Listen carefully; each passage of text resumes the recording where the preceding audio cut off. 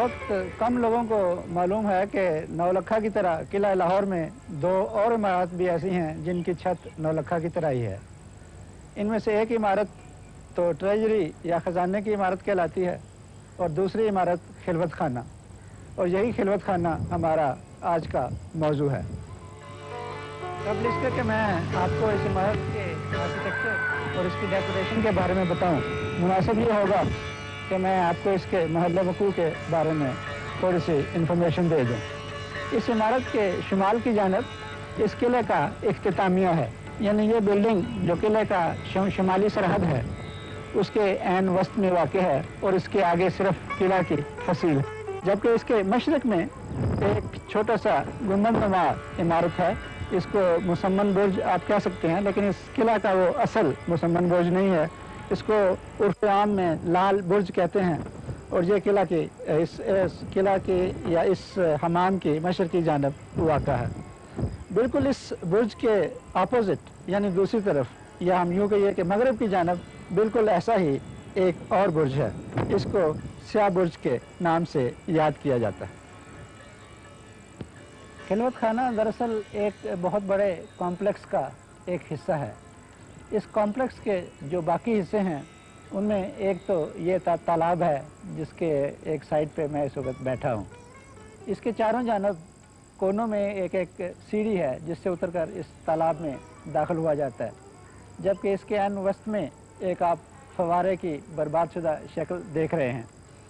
इस तालाब का काम दरअसल एक स्विमिंग पूल की तरह था। बादशाह या महल के दूसरे लोग यहाँ तैर कर गुस्ल करते और फिर इस कॉम्प्लेक्स की दाएं और बाएं जानब दो जो इमारतें हैं जिनका भी मैंने इंट्रोडक्शन में जिक्र आपसे किया था, वहाँ बैठकर हल्का फुल्का लिबास पहनकर ताज़ा हवा से लुत्फ़ अंदोज़ होते।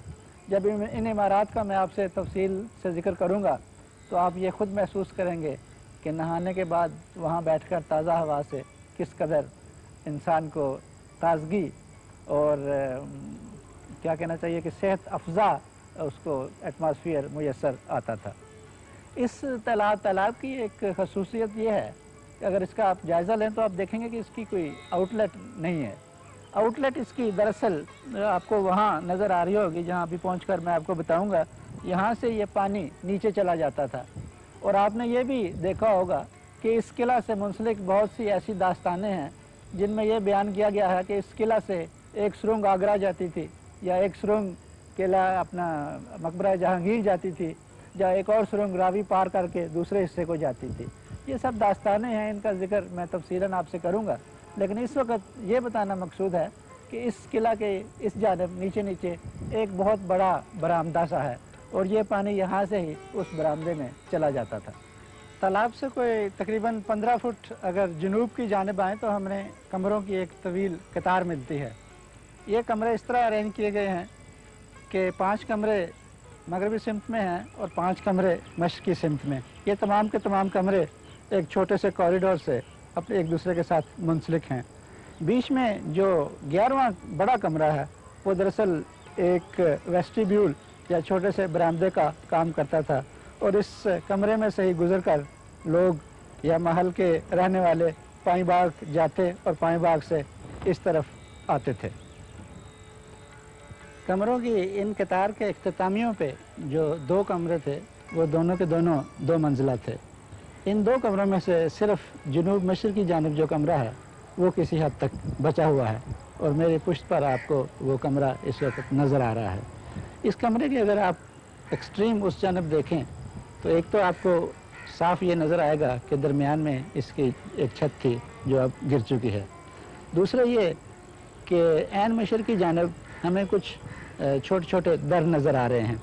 ये दरअसल पानी को स्टोर करने के लिए थे और यहाँ छोटे छोटे टैंक्स थे जिनसे पानी नीचे के कमरे में आता और यहाँ गुस्ल करने वाला गुस्ल से लुत्फ़ अंदोज़ होता।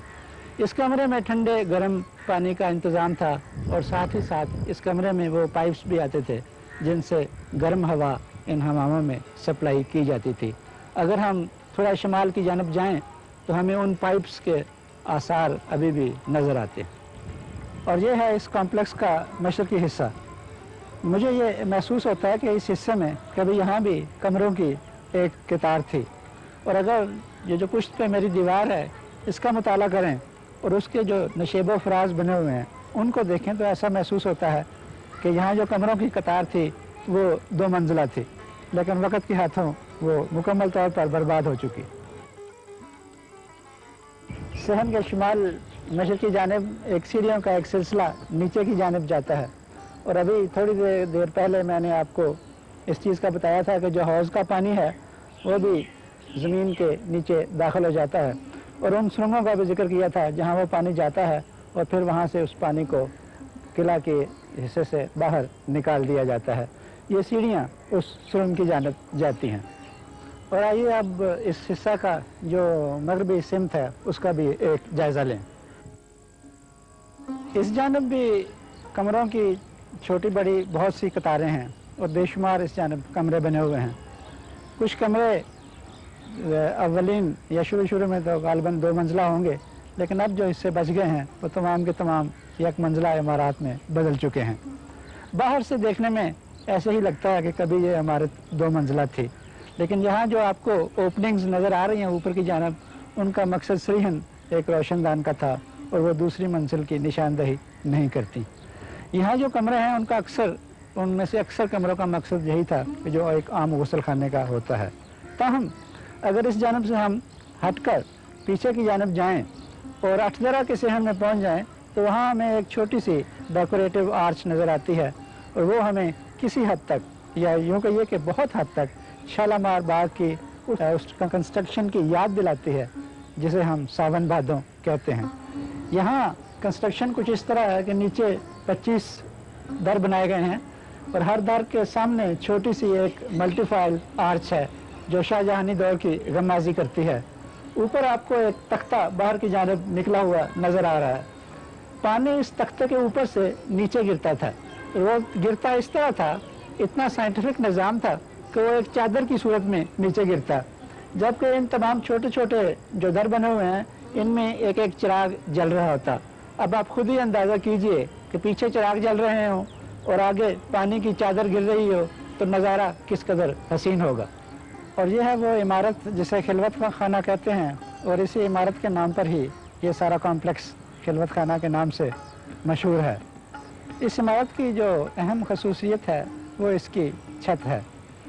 ये कमानदार छत दरअसल उस दौर की यादगार है जब मुग़लों के फ़न तामीर पर बैरूनी और अंदरूनी दोनों किस्म के असरात ने अपना तासर छोड़ना शुरू किया। जहाँ तक बैरूनी असरात का ताल्लुक़ है वो इसमें नज़र नहीं आते। अलबत्ता जहांगीर के दौर में जो बंगाल का प्रोविंशियल आर्किटेक्चर था उसने मुग़लों के आर्किटेक्चर पर असरअंदाज होना शुरू किया, और इस किस्म की छतें हमें उन बंगाली घरों में मिलती हैं जो बांस से बनाए जाते थे, और बांस से ही ये कमान वजूद में आई। इस कमान का मकसद ये था कि जब ऊपर बोझ पड़े तो बजाय नीचे की तरफ झुकने के वो किसी हद तक सीधा हो जाए। इस कमानदार छत को मुग़लों ने पत्थर और फिर संगे मरमर में ट्रांसलेट किया, और यूँ ये छत मारज़ वजूद में आई। इस छत का अगर आप नौलखा की छत से मुआवजना करें तो आप एक अहम डिफरेंस महसूस करेंगे, और वो डिफरेंस ये है कि इसकी एक जानब तो हमें कमानदार छत या कर्व नज़र आ रहा है, जबकि इसकी दूसरी जानब हमें एक ट्रायंगुलर छत नज़र आ रहा है। जबकि अगर नौलखा की छत को देखें तो उसकी चारों जानब हमें कमानदार कंस्ट्रक्शन या कमानदार छज्जा या कमानदार कॉर्निस नज़र आती है। दूसरी बात यह है कि वहाँ संगे मरमर का भरपूर इस्तेमाल किया गया है, जबकि यहाँ संगे मरमर और दीगर पत्थरों हत्ता के ईंटों को भी तमाम मटेरियल को मिलाकर इस्तेमाल किया गया है। ये इमारत बैरूनी तौर पर एक मुस्ततील है, लेकिन दिलचस्प बात यह है कि इस किला की बहुत सी दीगर इमारत की तरह अंदरूनी तौर पर ये मुस्ततील नहीं बल्कि हश्त पहलू है, और हश्त पहलू भी ऐसी हश्त पहलू के जो इर्रेगुलर है। मसलन एक मुस्ततील के दोनों इख्तितामियों पर ही नीम हश्त पहलू सिरे बना दिए गए हैं। अब उन सिरों के ऊपर नीम गुंबद नुमा छत हैं, जबकि वस्ती हिस्सा जो तकरीबन मुस्ततील है उस पर एक गुंबद नुमा, लेकिन वो भी डिप्रेस गुंबद नुमा छत है। इसके 3 दर शमाल की जानब और 3 दर जनूब की जानब हैं। जबकि एक एक दर मशरक़ और मगरब की जानब है। इस तरह ये इमारत भी तकरीबन एक 8 दरा की मानंद ही है। एक और दिलचस्प बात यह है कि शुमाली जानब जो 3 दर थे उन पे जालियाँ नस्ब थी जो वक़्त के हाथों अब बर्बाद हो चुकी हैं। जालियों की बजाय वहाँ अब एक जंगला नस्ब है। इस तरफ यहाँ कोई दरवाजे नस्ब नहीं है और ना ही दाएँ बाएँ कोई दरवाजे हैं। अंदर जो इसके फ़र्श था वो असल फ़र्श अब बर्बाद हो चुका है और ईंटों का बना हुआ एक बड़ा गैर अहम और अनइम्पॉर्टेंट सा फ़र्श वाक़ है। ये खिलवत खाने का प्लेटफॉर्म है और जो इस खिलवत खाने की ओरिजिनल डेकोरेशन है वो थोड़ी बहुत इसी प्लेटफॉर्म पर बची है। यहाँ हमें 3 मोटिव्स बिलखसूस नज़र आते हैं। पहला मोटिव तो ये है जो यहाँ से शुरू होता है, इसके एंड पे दो हाफ फाइल्स और एक मुकम्मल फाइल है।